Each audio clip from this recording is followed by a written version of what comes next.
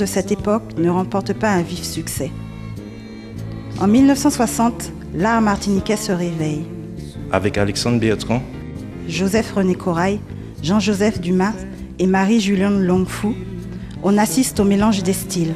Figuratif, mysticisme et symbolisme se mêlent. À cette époque, Frantz Fanon appelle avec ses écrits à la prise de conscience de l'existence d'une identité noire.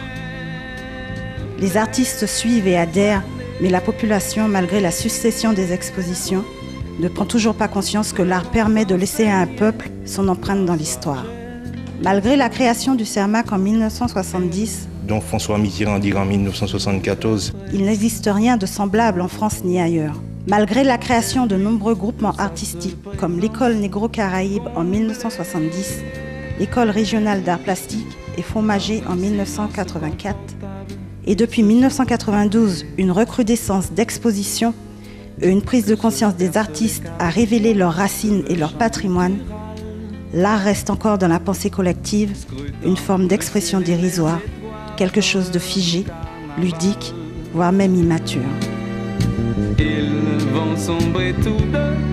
S'en sortir par l'art, trouver et donner un sens à son talent afin de ne plus rester en marge et de ne plus refouler les dons que nous avons en nous.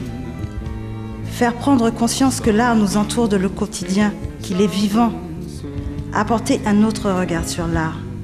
C'est ce que pendant quelques mois, moi et les autres stagiaires, nous nous sommes évertués à faire.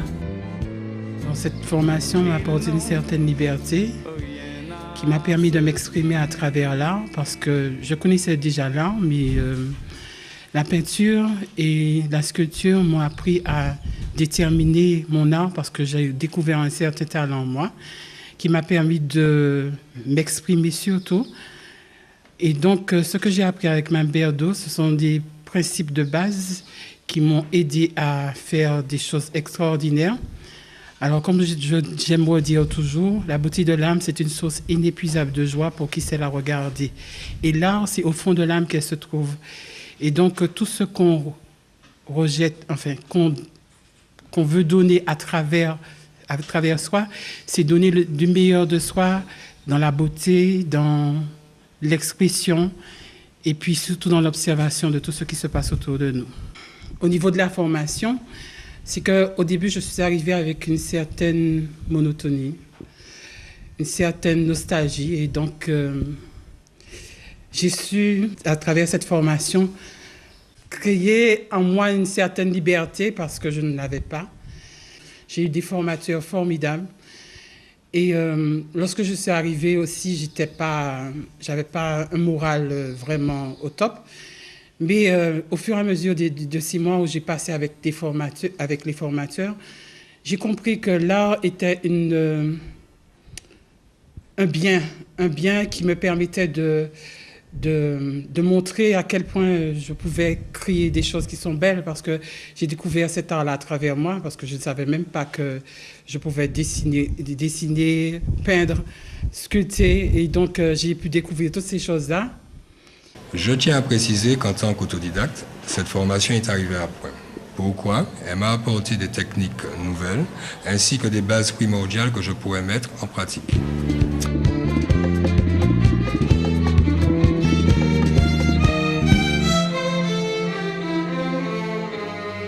Pour certains, cela a été une révélation.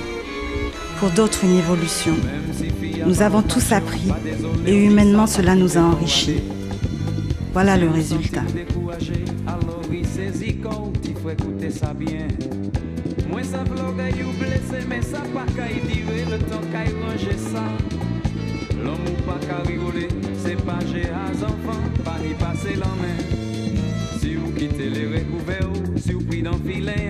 Longtemps, nous nous sommes concertés afin de définir la façon par laquelle il serait mieux de vous faire ouvrir les yeux sur la beauté de l'art, quelles que soient ses formes. Longtemps, nous avons discuté afin de trouver le meilleur procédé pour vous faire découvrir qu'en chacun de vous sommeille un artiste et qu'en conséquence, l'art mérite d'être plus reconnu, valorisé et transmis. Une œuvre ne s'éteint jamais, elle subsiste dans chaque mémoire. L'art est inépuisable, il est source de vie. De concertation en discussion, On s'est alors décidé. Quoi de plus parlant qu'un témoignage, afin qu'en moi, en nous, vous puissiez peut-être vous reconnaître et avoir enfin un autre regard sur l'art.